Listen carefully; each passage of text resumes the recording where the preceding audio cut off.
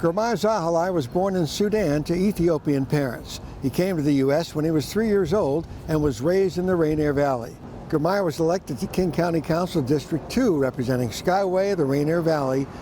We got a chance to sit down with him recently and talk to him about his goals, including improving access to behavioral health services.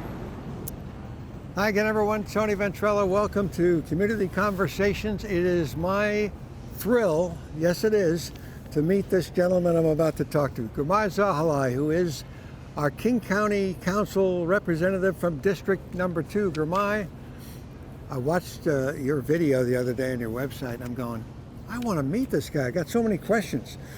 I want to start out with one of your core projects, one that you believe in. You believe in all of them, of course, but the crisis care centers. Yes. I was amazed to find out from you that we don't have any. We don't have any. And That's so right. You're starting from zero. Yep. What's your immediate step? What's step one to get to where you want to be? I think it's important to point out that if you break a bone in King County right now, you can go to an urgent care clinic and get treatment. You can just walk in and get yourself healed up. If you have a behavioral health crisis, if you're going through addiction or you're going through mental illness, any kind of crisis, you have nowhere to go. There is no urgent care for a behavioral health crisis in King County. And we're talking about probably the biggest issue that our region is facing right now. And the pipeline toward that issue, when you think about what our high school students, middle school students are going through mentally, the depression, if we don't do something quick, they're going to end up in that situation too. And so step one is really acknowledging the problem.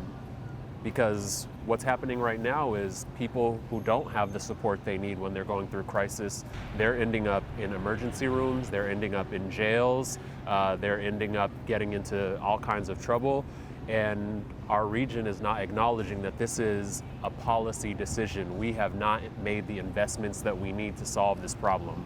So I think that's step one for us publicly, to just acknowledge we don't have the infrastructure to solve this problem yet. Yeah, that's true. That would be step one, because a lot of people don't realize it, including I didn't think about it. Now you've got clearly another statistic that I saw, which actually doesn't surprise me that much, is that 46% of high school students in King County are reporting some level of depression, sadness. Yep. Not surprising, because of so much going on around the world and locally. And the fact that that's jumped from 26% in only about 7 years. Yep. So it's getting worse, it's not getting better.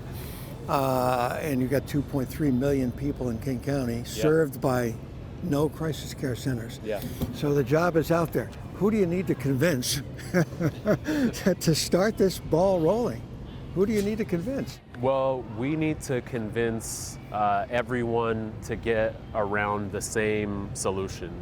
A lot of people are all over the place on this problem, but at the end of the day, we need a place for people to go. Well, first of all, we need somebody for people to call. You know, if you're going through crisis or your family member is going through crisis, you need to pick up the phone and call a number where you can get help, and that's what 988 is. It's a nationwide initiative. Now you can call 988, you can get crisis care support over the phone. But if that's not enough, if a phone call is not enough, you need somebody to show up to where you are. That's what they call mobile crisis response. It's a clinical person and maybe somebody who has experienced behavioral health crisis themselves showing up to give you the support you need on site.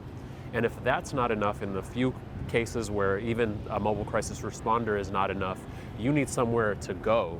And that's where the crisis care centers come in. And so we need everybody to get on the same page about what the solution is. And then we need to get the funding and the investment we need to construct those all around the county. We're proposing 5 different locations, one in South King County, one in North King County, one in East King County, one in Seattle, and one youth-focused one. A network of crisis care centers where people can voluntarily walk in, or a first responder can bring somebody, and they go into a place that is therapeutic, where they can get the care and the treatment they need to heal. And I think the key is what you're doing now, which is getting the message out to people like me who didn't realize the issue. Well, and you're helping us do that too. The media is very much part of the... Well, yeah, that's true. But I mean, I shouldn't say we didn't know there was an issue. Everyone knows that there's a problem. We all know someone. Even certainly have relatives and kids or teens that have said, I'm sad about this, or I'm upset over this, or I don't know what to do about that.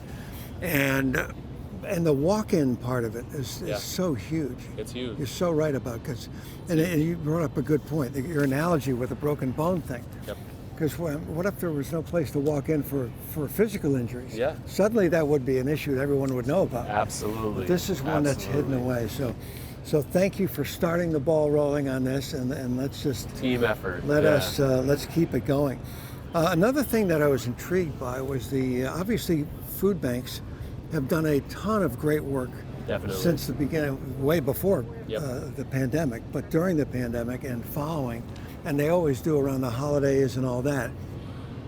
But getting them together in a sort of a network so they can help each other because of inflation, prices going up. What's behind that, and how are you going to do that? For so many reasons, food insecurity has gone up. Food insecurity meaning that people don't have access to high quality foods that they need to survive. And that's partially because of the pandemic and supply chain issues making food more expensive. Partially it's because of inflation, so grocery stores bills are going up and poverty is going up. So people are really struggling out there. And so we as local governments need to do everything we can to support food banks, which are seeing massive increases in demand and people wanting to get their primary source of food from food banks. And so not only do we need to provide funding for food banks to continue providing this critical service to our communities, we also need to do our part as a regional government in connecting our food banks around the region so that they are talking to each other, so that they're sharing resources with each other, so that they're referring clients out to other places. We also need to use our advocacy power to let the federal government know, hey, all these pieces of legislation that might be expiring soon, creating a whole lot of food insecurity, please, re-up those, pass those bills. And so that's really what we're trying to do. We're trying to get the resources, we're trying to do the advocacy, and we're trying to connect everyone to these resources. That's great. You know what else I saw that I got a kick out of, and it's so necessary, was I think it's called Government 101, and when we were talking about what does a King County Council person do? You really looked at my social media, I like that. Because it frustrates the heck out of me that more people don't understand. I mean, if we were to talk to 5 people on the street and ask them who their representative is, they're going, what do you mean representative? State representative?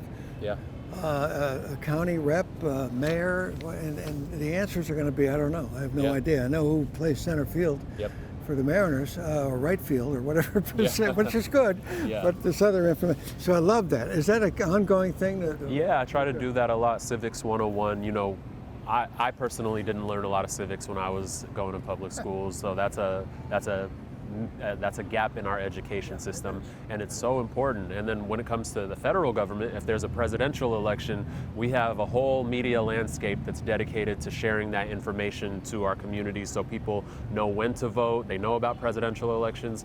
But then when it comes to local government, that same kind of apparatus doesn't exist to get the information out. And so we need to do everything we can to make sure that our communities know about local government, what it is, what the different branches of government are, what the role of each branch of government is, how do you create legislation, how do you support your communities, and especially at the local level, I think that's a missing piece, and local government is so important. So that's why I'm trying to do Civics 101. You know, I would guess as a dynamic young leader, you are absolutely focused on what needs to be done now, and 6 months from now. Thank you for calling me young, by the way. Well, I mean, you know, it's all relative. I mean, next to me, this table is young. You know, the cement here is young. So at some point, has anyone asked you about future goals and what you want to do as a leader, or are you just focused on right now? There's so much to do at King County, and that's what I'm focused on. Yeah, we have the behavioral health crisis, we have the housing crisis, we have climate crisis. There are so many problems to solve, and I'm excited to keep doing that work. Girmay, it's been a pleasure. It's been a pleasure, can Tony. we talk Thank you. again sometime? Yeah, absolutely. That would Thank be you. great. I Thanks. appreciate it. Thank you for joining us on Community Conversations. I'm Tony Ventrella. We'll see you next time.